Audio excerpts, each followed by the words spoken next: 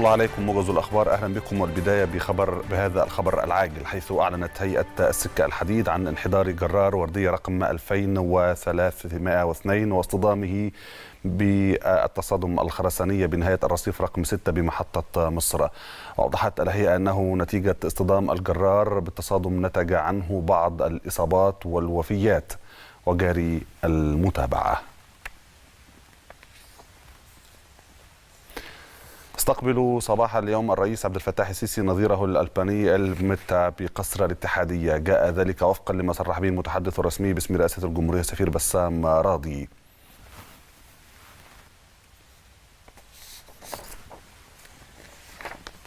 قال رئيس الوزراء مصطفى مدبولي أنه سيعمل على تحقيق وفرة في الأراضي الصناعية للمصنعين الجادين، مؤكدا على عدم السماح بتصقيع الأراضي الصناعية. وخلال اجتماعه مع أعضاء لجنة مراجعة منظومة ترفيق وتخصيص الأراضي الصناعية، كلف مدبولي بتوصيل المرافق للأراضي الصناعية وفق خطة واضحة، وأن تتم إتاحتها للمستثمرين الصناعيين بمعايير واشتراطات محددة.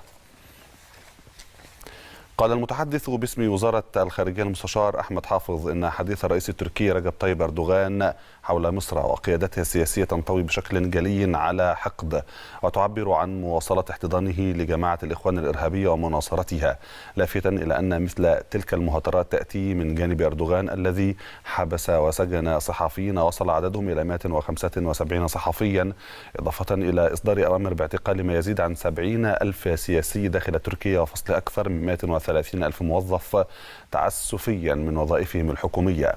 أضاف المتحدث باسم الخارجية أن هذا السرد إنما يوضح عدم مصداقية ما يروج له الرئيس التركي. أعلن الجيش اليمني سيطرته على مواقع استراتيجية تابعة للحوثيين في محافظة صعدة، حيث تمكن الجيش عقب معارك مع ميليشيات الحوثي من تحرير سلسلة جبال المقصوص وعدد من المواقع المحيطة بها في جبهة عاكفة بصعدة. وأسفرت المعارك عن سقوط قتلى وجرحى في صفوف الميليشيا واستعادة الجيش كميات من الأسلحة المتنوعة. دعت روسيا وسوريا في بيان مشترك الولايات المتحدة لسحب قواتها من سوريا والتي تتواجد بها بشكل غير قانوني. كما طلب مركز تنسيق إعادة اللاجئين الروسي والسوري في البيان المشترك القوات الأمريكية بالسماح للنازحين في مخيم الركبان بالمغادرة، موضحا أن تلك القوات تعيق وتضلل النازحين بشأن عدم إمكانية مغادرة المخيم.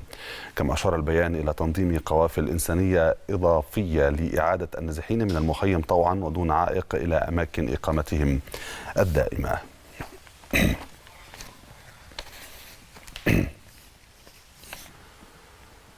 توقع الرئيس الأمريكي دونالد ترامب مستقبلا رائعا لكوريا الشمالية في حال وافق زعيمها كيم يونغ أون الذي سيلتقيه مساء في هانوي على التخلي عن الترسانة النووية لبلاده.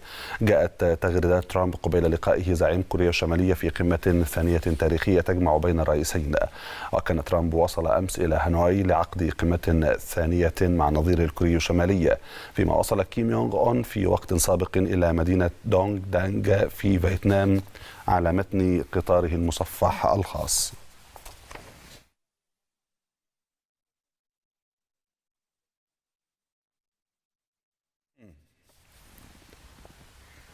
اتهم وزير الخارجية الفنزويلي خورخي أرياس الولايات المتحدة وحلفائها بشراء أسلحة للمعارضة الفنزويلية من أوروبا الشرقية بهدف إشعال فتيل الحرب الأهلية في البلاد. في سياق متصل، حذر وزير الخارجية الروسي سيرجي لافروف خلال مؤتمر صحفي من خطورة التدخل العسكري للولايات المتحدة بفنزويلا، داعيا واشنطن إلى الاستماع إلى أصوات الدول المجاورة لهذا البلد والرفض لأي تدخل عسكري.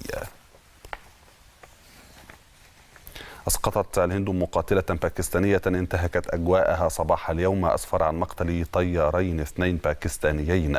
جاء ذلك ردا على إسقاط باكستان طائرتين هنديتين وإلقاء القبض على طيارين 2 هنديين. كما أعلنت الهند تعليق رحلات الطيران من وإلى بعض المطارات في إقليم كشمير. وفي سياق متصل، أعلن الجيش الهندي إصابة 5 جنود بإطلاق نار في منطقة جامو وكشمير الحدودية، مشيرا إلى أن إطلاق النار كان من داخل الأراضي الباكستانية.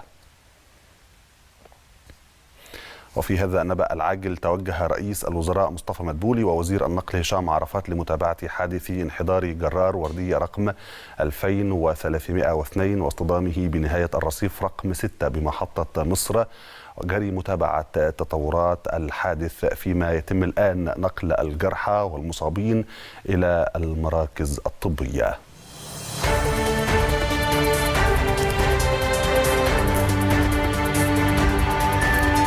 السلام من الله عليكم ورحمة الله وبركاته.